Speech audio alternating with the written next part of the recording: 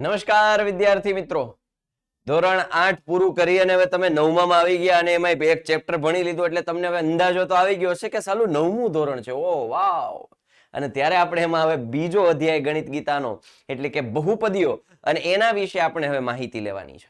આમ જોવા જાવ તો બહુપદીઓ છે એ હું તમને એનું ઇમ્પોર્ટન્સ સમજાવી દઉં કે ધોરણ 10માં પણ બીજા પ્રકરણનું નામ બહુપદીઓ જ છે. એટલે હવે તમે સમજી લો, ટાઇટલ બેઠે બેઠું સરખું છે. એટલે આ ચેપ્ટર તમે જેટલું સ્ટ્રોંગ ક્લિયર કરશો એટલું જ તમને 10મા ધોરણમાં ફાયદો થશે. આ ચેપ્ટરની મેથડ છે, એક મેથડ બેઠે બેઠી 10મા ધોરણમાં આવે છે. આ ચેપ્ટરના જે કન્સેપ્ટ છે એ બેઠે બેઠા 10મા ધોરણમાં આવે છે. તો વિદ્યાર્થી મિત્રો, આ જે ચેપ્ટર છે એ તમારા માટે ખૂબ અગત્યનું છે, જેથી કરીને 10મું ધોરણ હળવું લાગે. તો વિદ્યાર્થી મિત્રો, આપણે શરૂઆત કરીએ કે ભાઈ આ બહુપદીઓ શું છે. બહુપદીઓ જે છે એનું ટાઇટલ સમજીએ તો નામ એવું કામ કે 56 બહુપદીઓ. બહુપદ ધરાવતી રચના, એક કે એક કરતા વધારે પદ ધરાવતી રચના એને કહેવાય બહુપદીઓ. એક કે એક કરતા વધારે પદ ધરાવતી રચના, સાંકળ, ચેઇન, સિક્વન્સ, અને એને કહેવાય બહુપદીઓ. આ બહુપદીઓ કેવું સ્વરૂપ હોય, એના રંગરૂપ કેવા હોય, તો કેવા હોય તો તમે અત્યાર સુધી આવું તમે જોયું હશે ક્યાંક ને ક્યાંક તમારા નજરમાં આવી વસ્તુ ધ્યાનમાં આવી હશે. કઈ વસ્તુ સાહેબ, હું કેવા માંગો છો? તો આવી વસ્તુ, આવું સ્વરૂપ, આવો દેખાવ, આવું રૂપ તમારા ધ્યાનમાં ક્યાંક આવ્યું હશે. કાંઈક અને ઉપર કાંઈક. તો એ શું છે? તો તમને આમ તો અમુક વિદ્યાર્થીઓ તો કહેશે સાહેબ હા અમને ખબર છે હો સાહેબ આ શું છે. તો જુઓ, આને કહીશું આપણે ચલ. શું કહીએ આપણે? ચલ કહીએ. આને કહેવાય સહગુણક. શું કહેવાય? સહગુણક. સહગુણક કેમ કીધો? તો કે ચલની સાથે ગુણાયેલો. સહગુણક કેમ કીધો આપણે એને? ચલની સાથે ગુણાયેલો. સહગુણક એટલે ચલની સાથે ગુણાયેલો. સહ સાથે, ગુણક ગુણાયેલો. અને આ છે ઘાત. આ સ્થાન છે ને એ ઘાત છે. ઘણા બધા વિદ્યાર્થીઓને હજુ એ કન્ફ્યુઝન છે કે સાહેબ ઘાત કોને કહેવાય, ઘાતાંક કોને કહેવાય. આ બે વચ્ચે પાતળી એવી ભેદ રેખા છે. જો હું તમને એક સરસ મજાની એક વાત કહું કે આપણા વડાપ્રધાનની ખુરશી, એ વડાપ્રધાનની ખુરશી છે ને એ એક સ્થાન છે, એ એક જગ્યા છે. ત્યાં કદાચ કોઈને કોઈ અલગ અલગ વ્યક્તિ વર્ષો સમય બાદ કંઈક ને કંઈક બદલાતું રહે. એ જે સ્થાન છે ને એને ઘાત કહેવાય. અને એની ઉપર જે અંક આવશે, એ સ્થાન ઉપર જે અંક આવશે એને ઘાતાંક કહેવાય. આ સ્થાન છે ને એ ઘાતનું સ્થાન છે. અને ત્યાં હું 5 લખું તો 5 એ ઘાતાંક કહેવાય, 4 એ ઘાતાંક કહેવાય. તો ઘાત અને ઘાતાંક વચ્ચેનો આ પાતળી ભેદ રેખા તમને ખબર હોવી જોઈએ. હવે આ સ્વરૂપ છે ને એ સ્વરૂપ કદાચ એના કોઈ આવી રીતે એક આપે કે એની બાજુમાં 2 મૂકી દે, બાજુમાં બીજા 2 મૂકી દે, તો એક આખી સાંકળ બને, એક રચના બને. એને કહેવાય બહુપદી. અને આ બહુપદી એમાં હવે સાહેબ અમને કહો ને જરાક, ચલ શું છે? ચલ. તો ચલો વાત કરીએ કે ભાઈ ચલ કોને કહેવાય. તો લખી દઈએ ચલ. ચલ કોને કહેવાય? તો કે જે કોઈ પણ કિંમત ધારણ કરી શકે. જે કોઈ પણ કિંમત ધારી શકે. જેમ કે આપણે એમ કહીએ કે ભાઈ ધારો કે આ, તો હું તમને એમ કહું કે માની લે કે તને અમદાવાદ મોકલો, તો એ તો અમદાવાદ મોકલો. માની જ લેવું છે તો તેને વડોદરા મોકલો. માની જ લેવું છે તેને લંડન મોકલી દીધો. માની જ લેવું છે તેને અમેરિકા મોકલી દીધું. માનવું જ છે તો કેનેડા મોકલી દીધું. તો માનો કે ધારો કે, તો એ કોઈ પણ કિંમત ધારણ કરી શકે. તો એવી જ રીતે ધારીએ છીએ આપણે, ધારો કે આ, તો એ જે વસ્તુ છે ને એને કહેવાય જે કોઈ પણ કિંમત ધારણ કરી શકે તેને ચલ કહેવાય. તેને ચલ કહેવાય. હવે કોઈ પણ કિંમત ધારણ કરી શકે તો સાહેબ એને દર્શાવવા માટે કંઈક નોટેશન તો આવતા હશે. તો એ નોટેશન કેવા કેવા હોઈ શકે? તો તેને X, Y, Z, small A, small B, small C, M, N, T, P, Q, R વડે દર્શાવી શકાય. આવું કોઈ પણ સ્મોલ એબીસીડી. સ્મોલ કેવી? સ્મોલ. કેપિટલ નહીં. Small A B C D. ચલ છે, સ્મોલ મૂળાક્ષર વડે દર્શાવી શકાય. સ્મોલ હંમેશા ધ્યાન રાખજો, ઉતાવળ ન કરતા. ક્યારે કેપિટલ ચલ ન હોય. હવે તમને પ્રશ્ન થાય શું કામ ન હોય? તો બેટા એને દર્શાવવા માટેનો નિયમ છે કે જ્યારે તમે કોઈ ચલ દર્શાવો છો તો એ હંમેશા સ્મોલ લેટરનો ઉપયોગ કરાય. હવે આપણે વાત કરીએ તો ઘાત, અને ઈ કોની ઘાત? તો કે બહુપદીની ઘાત. તો બહુપદીની ઘાત કોને કહેવાય?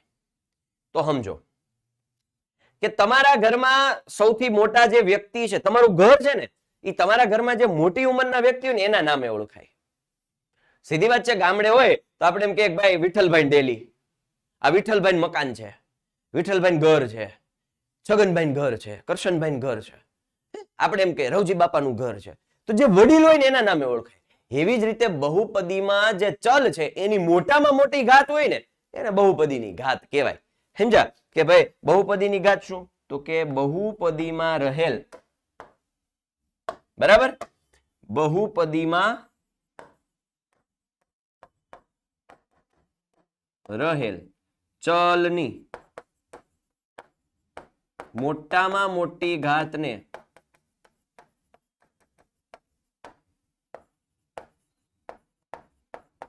બહુપદીની ઘાત કહે છે. આપણે આનો સ્વાધ્યાયમાં આના ક્વેશ્ચન આવે છે ત્યારે હું તમને યાદ કરાવીશ કે આમાં મોટા મોટી ઘાત કઈ? તો કે 52. તો એ 52 એની બહુપદી, મોટા મોટી 42 એની બહુપદીની ઘાત. રાઈટ. ચાલો હવે વાત કરીએ બહુપદીના પ્રકાર. બરાબર.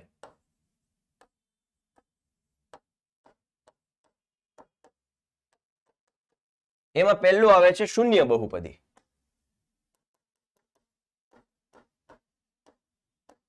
કઈ નહીં, આમાં કઈ યાદ ન રાખવાનું, આ તો આવે એટલે લખાવવું પડે. બાકી 0 ને શૂન્ય બહુપદી કહેવાય. પૂરું. ખતમ કહાની. પૂરું. લ્યો. હે સાહેબ એવું હોય? આ શૂન્ય ને 0 ને શૂન્ય બહુપદી કહે છે. લ્યો.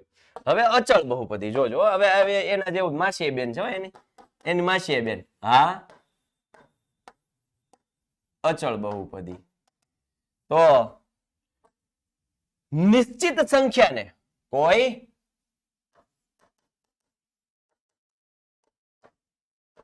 નિશ્ચિત સંખ્યાને એટલે કે અચળ પદને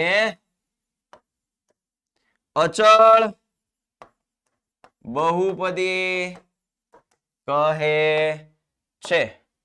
ઉદાહરણ તરીકે હું લખું 552. તો એક અચળ બહુપદી છે. 512. હું એમ કહું કે -437 ના છેદમાં 5. તો આ અચળ બહુપદી છે, નિશ્ચિત સંખ્યા, ફિક્સ છે, એનું કોઈ પછી બદલે નહીં, ફિક્સ છે. જેમ કે હું કહું કે 5, અમેરિકામાં જઈને ગયો તો એ 5, ચાઇનામાં જઈને ગયો તો એ 5. હા, એની ભાષામાં કઈક અલગ કહેતા હશે. બરાબર ને? હા, એમ. તો એની ભાષામાં કઈક અલગ કહેતા હશે. સીધી વાત છે. હું કે 3. અરે ભાઈ, 3 છે.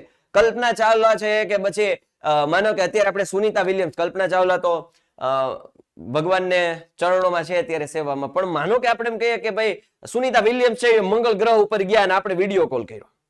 કેમ છો સુનીતા બેન? મજામાં? આ કેટલા છે? એટલે આપણને 4 જ કહેશે. 4, 4. મતલબ એ અચળ બહુપદી છે. અચળ બહુપદી. જા, અચળ સંખ્યા એને અચળ બહુપદી કહેવાય. ચાલો હવે આવે છે બહુપદીના પદના આધારે આપણે વર્ગીકરણ જોઈએ. પદની સંખ્યાને આધારે બહુપદીના પદોની સંખ્યાને આધારે પ્રકાર જોવાના છે. સંખ્યાને આધારે વર્ગીકરણ જોવાનું છે. તો એમાં પહેલું આવે એકપદી. જેવું નામ એવું કામ. હો, એમાં મૂંઝાવાનું જ ન હોય. જેવું નામ એવું કામ. એકપદી. જે બહુપદીમાં પદની સંખ્યા 1 હોય એને એકપદી કહે છે. પૂરું. જે બહુપદીમાં, અથવા પદાવલી શબ્દ યુઝ કરવો હોય તો પણ ચાલે. જે પદાવલીમાં પદોની સંખ્યા 1 હોય તો તેને એકપદી કહેવાય. ઉદાહરણ તરીકે આપણે જો લઈએ એટલે તમને વધારે આઈડિયા આવે કે ભાઈ જરાક ઉદાહરણ આપો ને. હાલો, સાહિલભાઈ તમને ઉદાહરણ આપે છે કે ઉદાહરણ તરીકે હું એમ લખું છું 3x⁴. એક જ પદ. હું તમને એમ લખું છું -4/3 x ની 7 ઘાત, એક જ પદ. સમજાણું? તો આ બધી કેવા ઉદાહરણો છે? એક પદ. આમ બે પદ છે પણ વચ્ચે અલ્પ વિરામ છે. પછી કેતા નહીં બે પદ લેખા, બે પદ. ના ના, આ એક જ છે. આ બીજી બહુપદી છે, એટલે બીજી એક પદી છે. ઓકે, હવે વાત કરીએ દ્વિપદીની. તો એમાંય તમને હવે તો આઈડિયા આવી જ ગયો છે સાહેબ શું કહેવા માંગે છે. દ્વિપદી બહુપદી. તો દ્વિપદી પદાવલી એટલે કે જે પદાવલીમાં પદોની સંખ્યા કેટલી હોય? જે પદાવલીમાં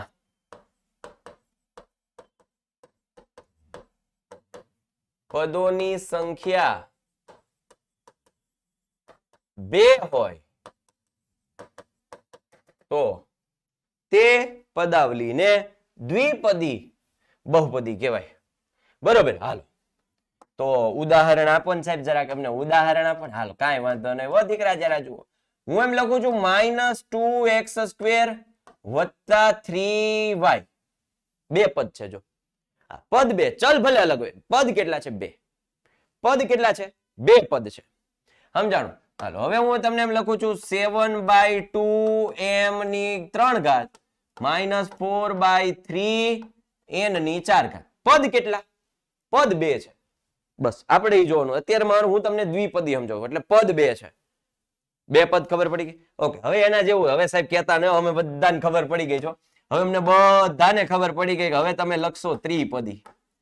એટલે કે સાહેબ હવે વ્યાખ્યા નો લખો ને તોય અમને ખબર છે. અમે મનમાં બોલી ગયા સાહેબ. તમે કયો ની પેલા બોલી ગયા કે જે પદાવલીમાં પદોની સંખ્યા 3 હોય તો તે પદાવલીને ત્રિપદી કહેવાય. હે સાહેબ, હવે ઉદાહરણ તમે નહીં આપો ને તોય અમને ખબર પડી ગઈ. કારણ કે કેવું કે અમે એટલા તો ઇન્ટેલિજન્ટ છીએ કે તમે જે કહો ને એમાંથી અમે સમજી જાય કે હવે આ શું કહેવા માંગે છે. તો જો ત્રિપદીમાં હું એમ લખું 4x³ -7x² -4. 3 પદ છે. 3 પદ કોઈ પણ હોઈ શકે. આમ જેમ કે √3 m4 ઘાત -7/√2 n ની 3 ઘાત -5. લે આવું હોય કોઈ પણ હોય. અલા કોઈ એમ કાંઈ મૂંઝાવાનું થોડું રૂટ આવે. કાંઈ વાંધો નહીં, એમાં મૂંઝાવાનું ન હોય જરાય નહીં. આવી તો એવું આ ત્રિપદી છે. મારે ટાર્ગેટ 3 પદ હોવા છે. કેવા હોય? ગમે એવા હોય. સમજ્યા? તો આ ત્રિપદી. તો આ બહુપદીના પ્રકારથી હજી તો પદને આધારે સમજો. હજી ઘાતને આધારે સમજવાનું છે મારા વાલા ભાઈઓ બહેનો. ઘાતને આધારે આ વાત થઈ. પછી 4 હોય તો 4 પદી, 5 પછી એવું તો હાલ જ રાખે. કઈ થિયરી લખ્યા નો. આ તો જસ્ટ ખબર પડવી જોઈએ કે ભાઈ એક પદી, દ્વિપદી, ત્રિપદી એમ. ચાલો હવે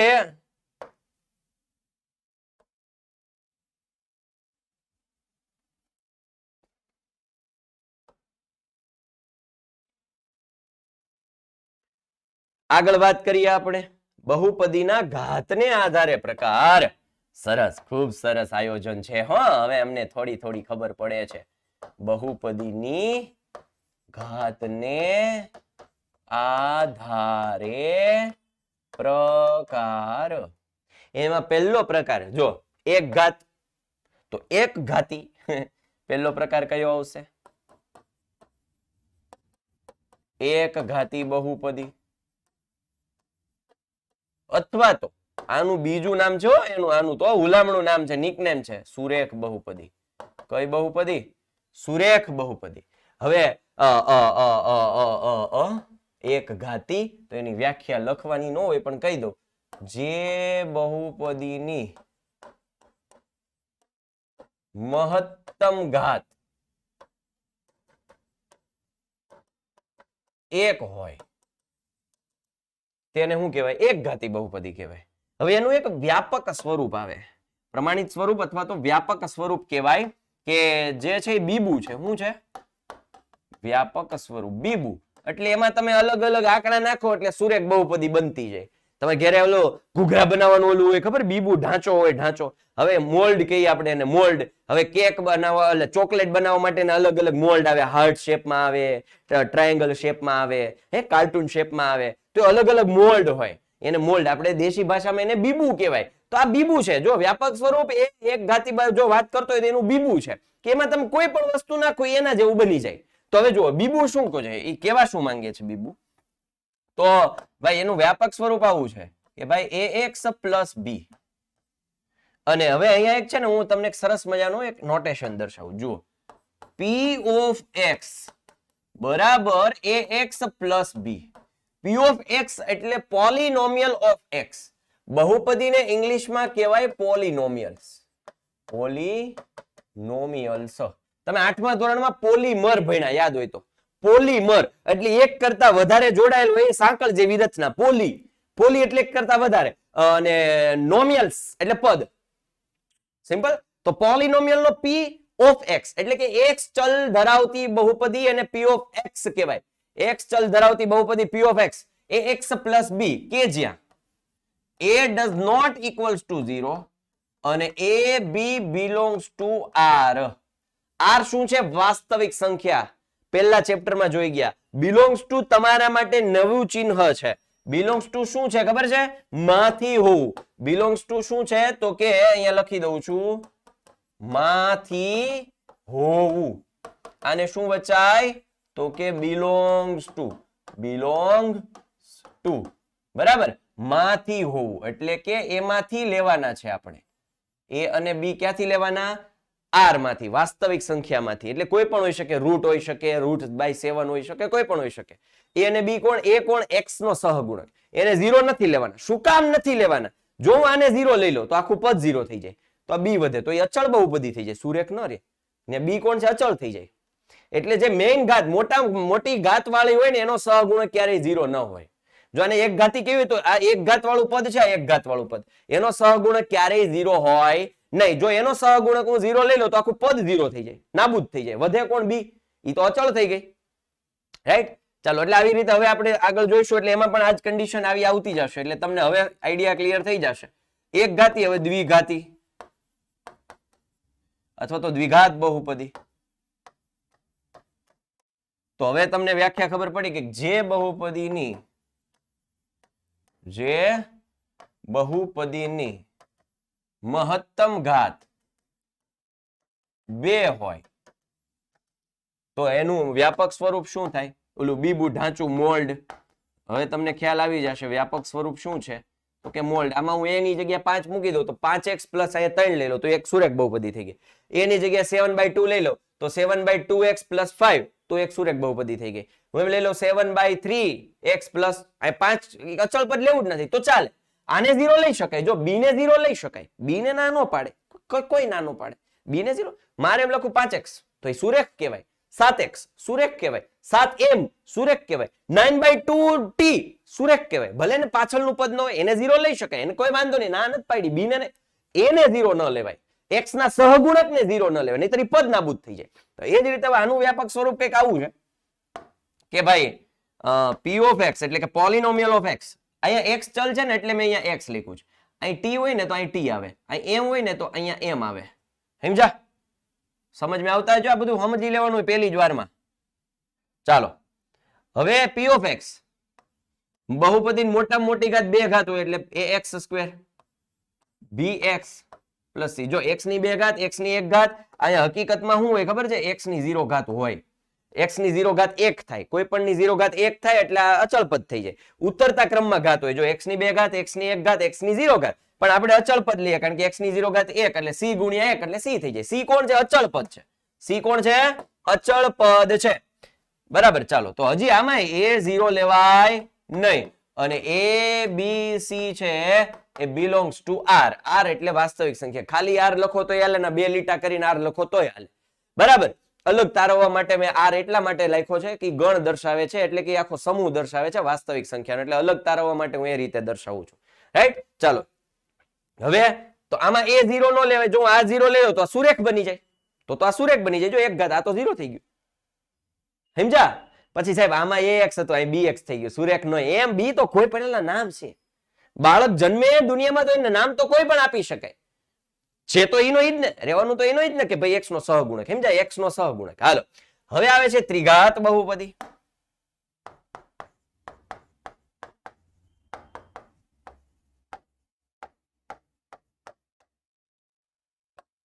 વ્યાખ્યા બધાને આવડે, છોકરાઓ હોશિયારો ભાઈ. જે બહુપદીની મહત્તમ ઘાત કેટલી હોય? 3 હોય. તો એનું વ્યાપક સ્વરૂપ જોઈએ આપણે. બરાબર, ચાલો વ્યાપક સ્વરૂપ બીબુ ઢાંચું મોલ્ડ તો p ઓફ x. હવે તમને ખબર પડી ગઈ 3 ઘાત મોટામાં મોટી ઘાત હોય તો ax ક્યુબ. હવે એનાથી નાની ઘાત એટલે bx સ્ક્વેર, એનાથી નાની ઘાત એટલે cx, એનાથી નાની ઘાત એટલે d, એટલે x ની 0 ઘાત એટલે ચલ પદ. હવે અહીંયા જુઓ, તમને એમ થાય સાહેબ આ પ્લસ જ કેમ? તો પ્લસ દરેક વખતે ખાલી પ્રમાણિત સ્વરૂપમાં પ્લસ લેવું જરૂર નથી કે અહીંયા પ્લસ 5 જ લેવા.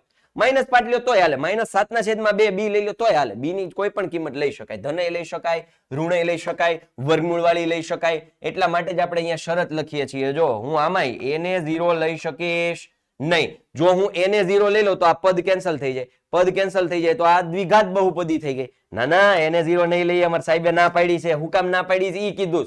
ખાલી 0 ન લેવા એમને એનું કારણ સમજાયું. કારણ સમજશો ને તો લાંબા સમય સુધી યાદ રાખી શકશો. તો a does not equals to 0 અને a b c d belongs to r.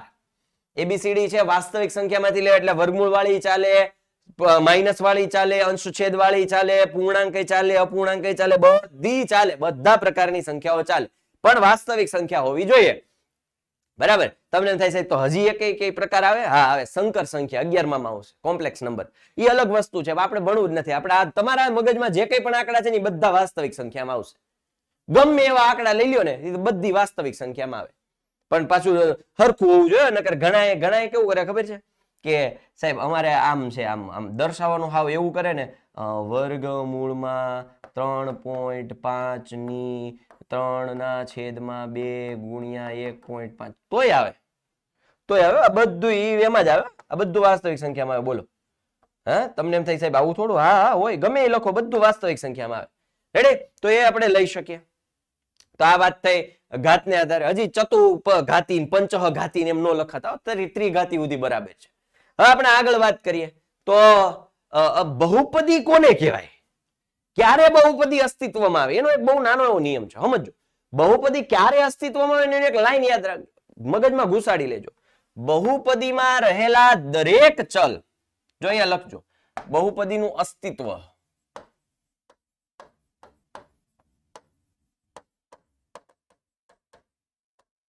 બહુપદીમાં રહેલા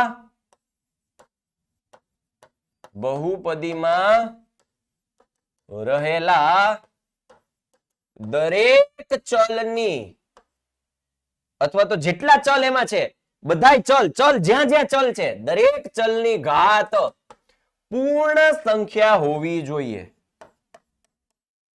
પૂર્ણ સંખ્યા હોવી જોઈએ. તો એ ઘાત પૂર્ણ સંખ્યા હોવી જોઈએ એનો મતલબ શું થાય કે ભાઈ પૂર્ણ સંખ્યા એટલે આપણને ખબર છે 0 1 2 3 4. હું જો આમ લખું કે ભાઈ 4x ની -2 ઘાત તો આ બહુપદી નથી, કારણ કે x ની -2 ઘાત આવી. હોવી જોઈએ 0 1 2 3 4 5 પ્લસ ઘાત જ હોવી જોઈએ. એ પૂર્ણાંક હોવી જોઈએ. પૂર્ણ મતલબ પૂર્ણ અંક હોવો જોઈએ. ઇન શોર્ટ 0 અને ધન પૂર્ણાંક સંખ્યા હોવી જોઈએ, ઋણ પૂર્ણાંક ન ચાલે. 0 અને ધન પૂર્ણાંક સંખ્યા હોવી જોઈએ. હું એમ લખું 4x cube -4x square -3x ની -1 ઘાત તો આ બહુપદી નથી. દરેક ચલની પૂર્ણ હોવી જોઈએ. દરેક -1 એવું ન હાલે. નીકળ હાલ, તું તારી લીધે આ બધા હેરાન થવાનું થયું, સમજ્યા? તો આ રીતે પૂર્ણ ઘાત હોવી જોઈએ, તો અને તો જ તમે એને બહુપદી કહી શકાય. આ થિયરીનો ઉપયોગ આપણે આગળના સ્વાધ્યાયમાં કરવાના છીએ કે ભાઈ બહુપદીની આ બહુપદી છે કે કેમ એ ઓળખવા માટે આપણે શું હોવું જોઈએ, તો કે એની દરેક ચલની ઘાત પૂર્ણ સંખ્યા હોવી જોઈએ. તો આ રીતે આપણે સરસ મજાનું એક થિયરી પોર્શન છે આનો પૂરો કર્યો.